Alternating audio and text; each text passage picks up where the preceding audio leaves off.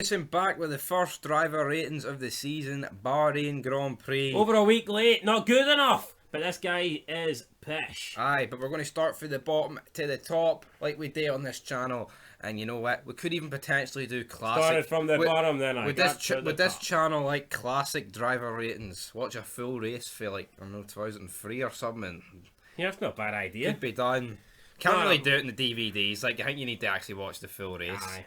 And then look at qualifying and shit. But anyway, Yeah, guys, all joking aside, right? You know that we can buy movies and stuff why can't you buy full and races? buy seasons. I would legit buy. I'd pay like £20 for. I don't mean a highlights. I mean the full. Shebang. Yeah. VHS. Sure, some sad bastard did it. Where's the Gemini F1? Why can't F1 just release it? I know. Why can't it happen, guys? But we're here with the first round of the F1 2022 season. And coming in at last place, DNF, is Pierre Gasly. He was running no bad, but his engine cut out. Gasly, I will give Gasly for Bahrain a solid 7. I feel like he was better here than he was in Saudi. I agree with the 7. Not his fault. Again, getting to Q3, he was running good in the race, was going to get points, and then the engine failed him. So yeah, 7. 7, yeah. Fail. Next up, Max Verstappen. Same problem. Engine failed him. Qualified second. Good battle with Leclerc. You never really know what could have happened if his car didn't go to shit. I will give Verstappen a 7. I'm giving him a 7 for the simple fact is I didn't. You said good battling with Leclerc. I think he came out second best. Well, he definitely did, but I feel like if his car doesn't develop that problem, could he have maybe learned from that and got the better of Leclerc? We never know. We'll never know. But yeah, it never happened, and Leclerc buried him. Next up, we have got Sergio Perez. It wasn't too bad.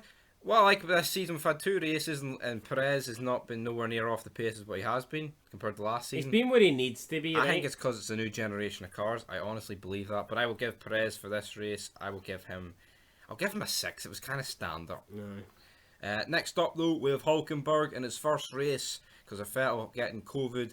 17th on the grid, he finished.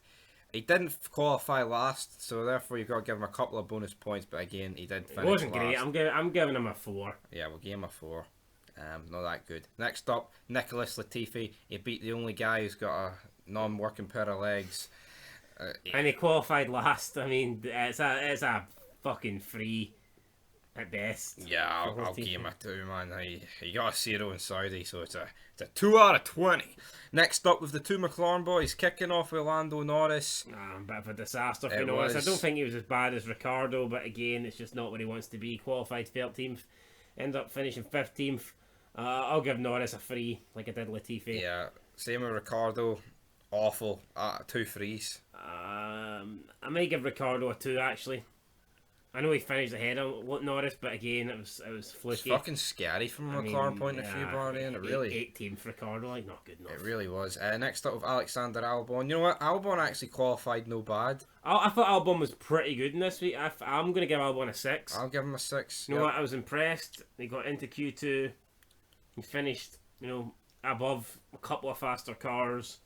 Yeah, no, I'll give him a 6. That's damn right. Next up with Lance Stroll, finished 12th.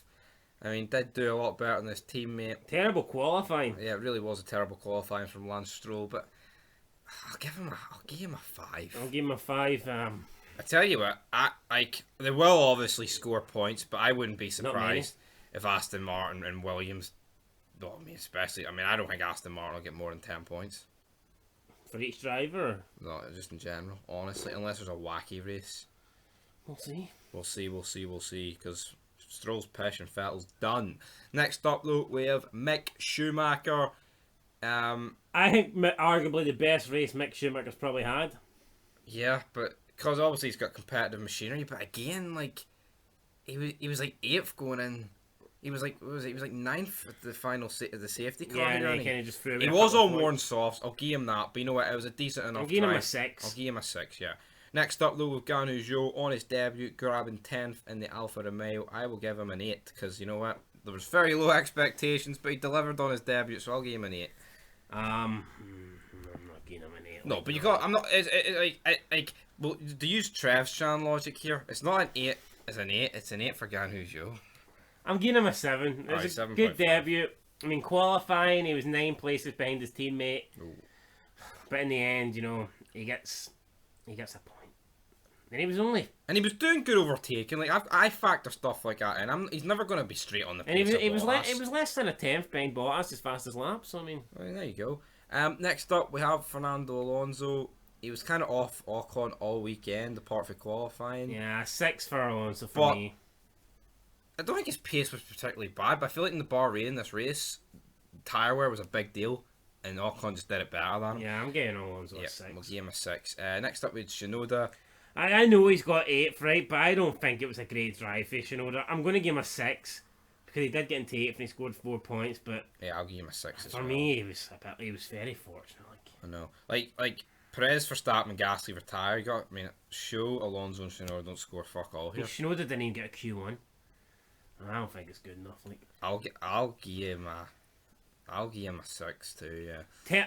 I feel like it'd be too harsh. A 5 would be too harsh considering he got 4 points. But Yeah. I feel like a 5's more reflective of his actual race. Definitely. But he got 8, so I kind of have to bump it up a point. Next up we have got Esteban Ocon. I'll give him a 7. Beat Alonso pretty comprehensively in the race. Showed better tyre management, and he was alright. You know what? I was going to say he's best the rest. He's not best Yeah, the rest. didn't get a Q2. I'm giving him a 7 now. There we go, 7. Next up with Valtteri Bottas. Qualified really well, got a shit start, but made it back up to that position. I'm going to give Bottas a fucking 9 here. I think this was very impressive for Bottas, right? I mean, a lot of people weren't expecting a lot for Bottas, especially the guy sitting right next to me here. And you are. Well, let's be real. I've Like, always said, I've I've always said I think Bottas is fast. And it's So actually what the fuck was his problem at Mercedes then? it's not fast enough. He's No, probably but his hold on, racecraft is pish. Nah, but he's probably number 2. I mean, come on. Anytime he was up there, I mean, he always felt like Hamilton was on the favoured strategy. Multi-21, Seb. I'm giving Bottas a 9. Qualified 6th, finished in 6th. I think, you know, it's fucking. I think it was a great race for Bottas. Damn right. Next up, though, we had Magnussen, qualified 7th, finished 5th. Alki K-Mag, another. Ooh. No, come on. The guy's out, comes back, gets 7th in qualifying, 5th in the race. Fuck, I will give him a 10. You know what I mean? He got 10 points. I'm giving him 10 in the rating. I mean, it doesn't get much better than that. This is a guy that a few weeks before Bahrain didn't even have a drive. You know, he probably thought his F1 career was over. I did. And all of a sudden he's back now and he's better than ever. It would appear.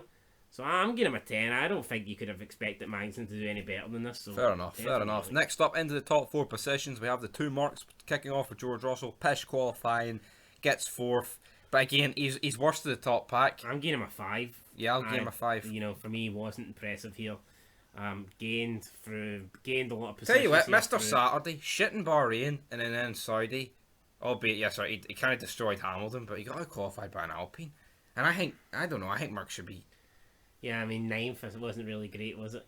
No, but let's be real, right? If he is Mr. Saturday and Hamilton's top man, should these two not be getting close? Like a lot closer in quality than what they are getting? Yeah, you'd expect them to be, trying. At least, I was going to say Perez, he got pole in Saudi, of course, but yeah, we move on.